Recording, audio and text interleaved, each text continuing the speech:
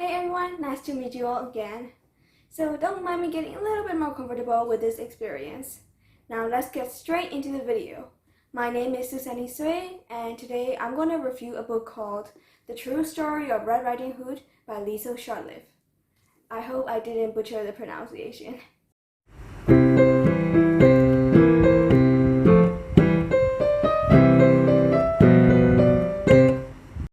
Just like before, I'm going to talk about 5 main points: the theme, the plot, the writing style, the characters, and age appropriation. However, this time I'll also be adding world building to the equation as well, as this book is not altogether set in this world, but in a rather similar but stranger world. I'll give you a general overview for now. So, this is basically another reimagined version of the old school tale, Little Red Riding Hood. You know the drill.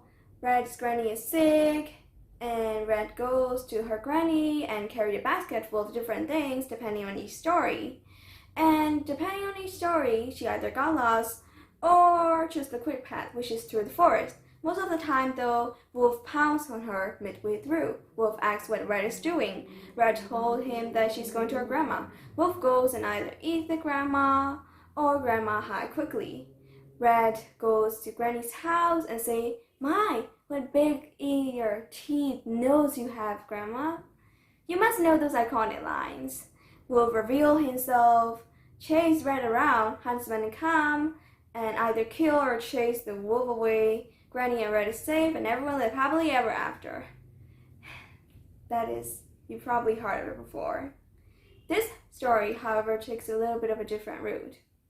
The main character is Red Riding Hood, obviously. She's fearless and not scared of anything, except herself and her magic. The story started out with her setting off to her granny's house.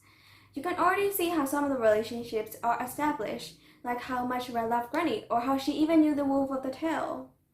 When Red got to her granny house, yes, she didn't get attacked. She found out that her granny was sick, and she feared that she might die, so she set out to find medicine, only to get distracted by other prospects. But I'm getting ahead of myself here. Guess who she met at the forest? A dwarf. There's something about how grabbing a dwarf's spear can make them obey whatever you order them to do. So Red basically grabbed that dwarf's spear and ordered him to tell her ways to make a person live forever. She found 3 ways: the wishing well, red roses, and magic hearts.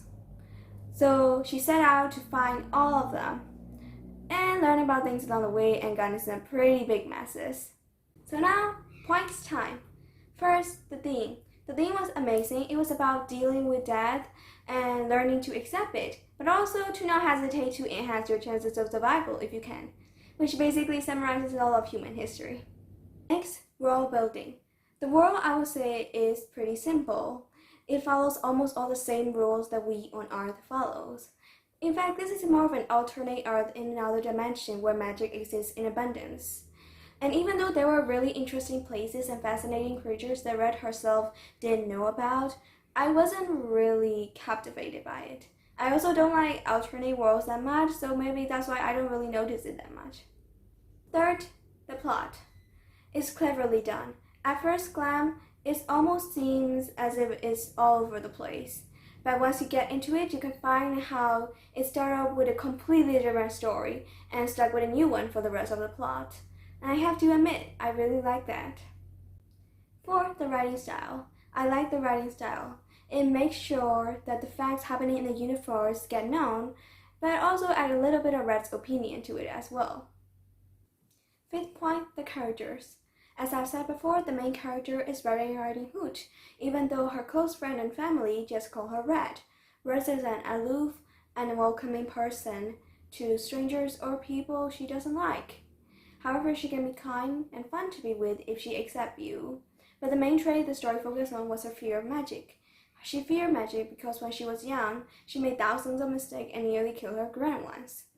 Later in the story, her granny got sick and she had to go on this crazy adventure to find magic that can cure her granny. We're talking about standing up to your fears here, man. The next character I'm going to talk about is Goldilocks. Goldilocks is a very bright, bubbly, and full of life person, and she unintentionally dragged Red down a bit.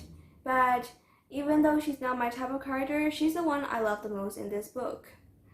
Here, her character arc didn't get spoken about much, but she got a small one, and I love it. It's one of the most subtle arcs I have ever read about, and you'll know what I'm talking about if you've read the books. The next character is Wolf, and his name Wolf. Very creative with naming there, right? Wolf is the type of character that will say, I know everything you don't know, and I'm not going to bother sharing it because the plot. He is an okay one though, and I didn't really mind it that much. The next important person I'm going to discuss is the huntsman. His name is Horse, and he's a bit creepy, but okay. There are a lot of background and side characters in this book, and I don't want to explain them all too thoroughly and risk giving away the plot, so I'm going to rush through them a little bit. Restaurant Rose, complicated and respected. Bolin the dwarf, cunning but sweet. Beauty or Beast, whatever you want to call her. Petty, intimidating, but relatable. And that's all the character I can say. However, I will give you a warning. One of the characters that I told you about is the enemy of the story. However, I shall not speak the name because I don't want to give away the plot. So you're going to have to guess who it was. Or just read the book. Either will do. And finally, age appropriation. I tried to search it up in Google but got a little bit tangled up with some other reimagined tales of Red Riding Hood, so I'm going to take a wager that this is for people aged 6 to 12.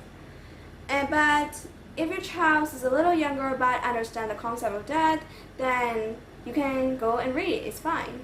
If you're older and you still want to read the book, then nothing's stopping you either.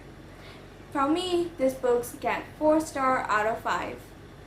And this is suitable for people who like the idea of magic with a serious tone to it. If you're the type of person, go read it now.